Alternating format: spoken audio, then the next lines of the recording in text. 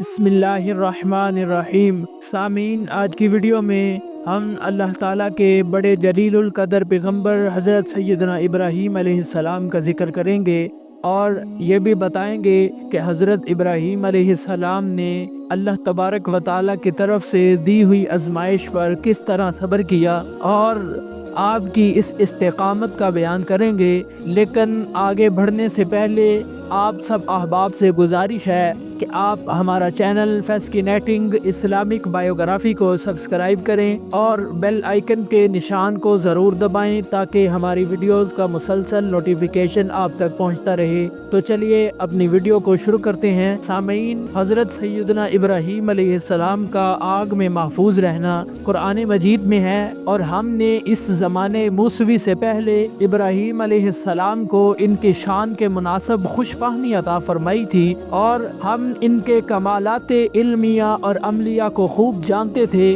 यानी वो बड़े ही कामिल इंसान थे। इनका वो वक़्त याद करने के काबिल है जबकि उन्होंने अपने बाप से और अपनी बरादरी से इनको बुत परस्ती में मशगूल देखकर फरमाया था कि क्या ये वाहियात मूर्तें हैं, क्या ये उलूहियात मूर्तें हैं जिनकी इबादत पर तुम जमे बैठे हो, ये हरगिज़ काबिल इबादत नहीं। वो लोग जवाब में कहने लगे कि हमने अपने बड़ों को इनकी इबादत करते हुए देखा है और वो लोग आकिल थे। इससे मालूम होता है कि ये सूरतें भी इबादत के लायक हैं। सैयदना इब्राहीम अलैहिस्सलाम ने इनको ये कहा कि बेशक तुम और तुम्हारे बाप दादे इनको इबादत के लायक समझने में सरी गलती में मुब्तला हुए, यानी खुद इन्हीं के पास इनकी माबूदियत की कोई दलील और सनद है ही नहीं, वो तो इसलिए गुमराही में हैं और तुम ऐसों की तकलीद करते हो जो बेदलील बेसबूत औहाम के पीछे चलने वाले हैं, इसलिए तुम भी खुली गुमराही में हो। क्योंकि उन लोगों ने ऐसी बात पहले कभी न सुनी थी। वो निहायत मुताज्जब होकर कहने लगे कि क्या तुम अपने नजदीक सच्ची बात समझकर हमारे सामने पेश कर रहे हो या दिल की लगी बात कर रहे हो? तो सैयदना इब्राहीम अलैहिस्सलातु वस्सलाम ने फरमाया, मैं अपनी दिल लगी बात नहीं कर रहा, मैं वो बात नहीं कर रहा कि जो मेरे दिल को लगी है, बल्कि मैं वो बात कर रहा हूँ जो हकीकत है, मैं वो बात कर रहा हूँ जो बिल्कुल सच्ची बात है। उन लोगों ने कहा सच्ची बात क्या है? तो अल्लाह तबारक व तआला के जलीलुल कदर नबी सैयदना इब्राहीम अलैहिस्सलाम ने फरमाया, सच्ची बात ये है कि तुम्हारे रब ये बुत नहीं, ये इस्लाम तुम्हारा रब नहीं जिनको तुम पूजते हो, जिनको तुम लायके इबादत समझते हो, ये तुम्हारे रब नहीं बल्कि तुम्हारा हमारा सारे जहानों का रब एक है। वो रब है जिसने तमाम जहानों को पैदा फरमाया, वो रब है जिसने जमीन को पैदा फरमाया, वो रब है जिसने मखलूक को पैदा फरमाया, वो रब है जिसने सारी कायनात को पैदा फरमाया, वो रब है जिसने सारे जानवरों को पैदा फरमाया, वो रब है जिसने तुम्हारे इन इस्लाम को इन बुतों को भी पैदा फरमाया। वो रब, वो मेरा भी रब है, वो आप सब का भी रब है। सामीन मोहतरम, जब उन्होंने उन बुतों को पूजने वालों ने सैयदना इब्राहीम अलैहिस्सलाम की ये बात सुनी, वो बड़े ताज्जुब में आ गए, वो बड़े परेशान हुए।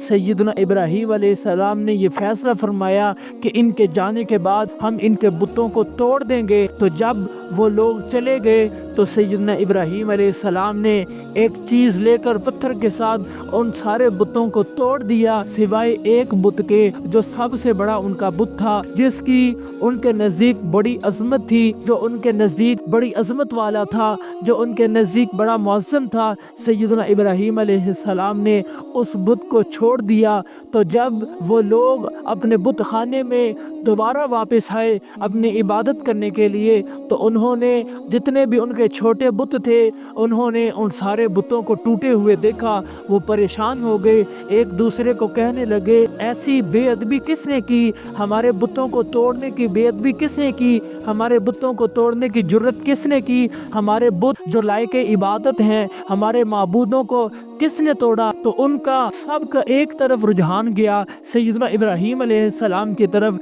कि हम उनसे पूछते हैं कि ये बुत किसने तोड़े। तो जब उन्होंने अल्लाह ताला के जलीलुल कदर पैगंबर सैयदना इब्राहीम अलैहिस्सलाम की तरफ रुजू किया तो आपसे पूछा कि क्या हमारे बुतों को तुमने तोड़ा है? तो सैयदना इब्राहीम अलैहिस्सलाम ने फरमाया कि तुम्हारा ये बुत جس کی تم سب سے زیادہ تعظیم کرتے ہو، یہ تمہارا جو بڑا بت ہے، تم اس سے پوچھو کہ چھوٹے بتوں کو کس نے توڑا ہے۔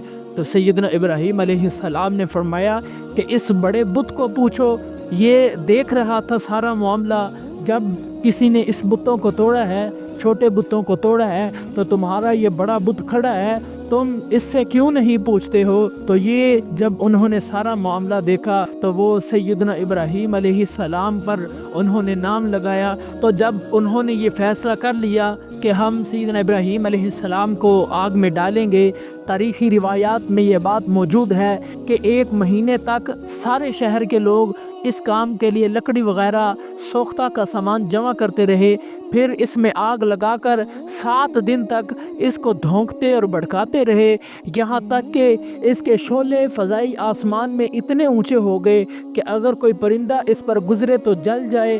اس وقت ارادہ کیا کہ ابراہیم علیہ السلام کو اس میں ڈالا جائے، تو فکر ہوئی کہ ڈالیں کیسے، اس کے پاس تک جانا کسی کے بس میں نہیں تھا۔ شیطان نے ان کو منجنیق یعنی گوپیا میں رکھ کر پھینکنے کی ترکیب دلائی۔ جس وقت اللہ تعالیٰ کے خلیل منجنیق کے ذریعے اس آگ کے سمندر میں پھینکے جا رہے تھے تو سب فرشتے بلکہ زمین اور آسمان اور ان کی مخلوقات سب چیخ اٹھے کہ یا رب، آپ کے خلیل پر کیا گزر رہی ہے۔ حق تعالیٰ نے ان سب کو ابراہیم علیہ السلام کی مدد کرنے کی اجازت دے دی۔ فرشتوں نے مدد کرنے کے لیے سیدنا ابراہیم علیہ السلام سے دریافت کیا تو ابراہیم علیہ السلام نے جواب دیا کہ مجھے اللہ ہی کافی ہے، وہ میرا حال دیکھ رہا ہے۔ جبرائیل امین نے عرض کیا کہ آپ کو میری کسی مدد کی ضرورت ہے تو میں خدمت انجام دوں؟ جواب دیا کہ حاجت تو ہے، مگر آپ کی طرف نہیں بلکہ اپنے رب کی طرف حاجت ہے۔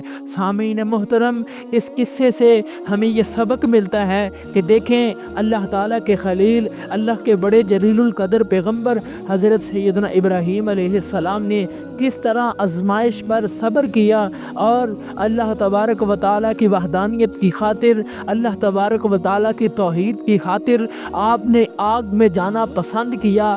آپ علیہ الصلاۃ والسلام نے لوگوں کو کس طرح وحدانیت کی تبلیغ فرمائی اور پھر کس طرح ان کے بتوں کو توڑا اور ان کو بتایا کہ یہ جو بت ہیں یہ لائق عبادت نہیں ہیں، بلکہ جو عبادت کے لائق ہستی ہے وہ اللہ تعالیٰ کی ذات ہے۔ وہی ذات ہے جس نے ساری مخلوق کو پیدا کیا، وہی ذات ہے جس نے تمہارے بتوں کو بھی پیدا کیا۔ یہ پتھروں سے بنائے تم نے، پتھر بھی اسی نے پیدا کیے، ساری کائنات اس نے پیدا کی، لیکن انہوں نے آپ کی بات نہ مانی اور آپ پر بے ساختہ ہوئے، اس لیے انہوں نے آپ کو آگ میں ڈالنے کا فیصلہ کیا۔ تو سیدنا ابراہیم علیہ السلام نے اللہ تبارک و تعالیٰ کی رضا کی خاطر اس فیصلے کو بھی قبول کیا اور آپ علیہ الصلاۃ والسلام کا سر فخر سے بلند ہو گیا۔ اللہ تعالیٰ نے آپ کو سرخرو فرمایا۔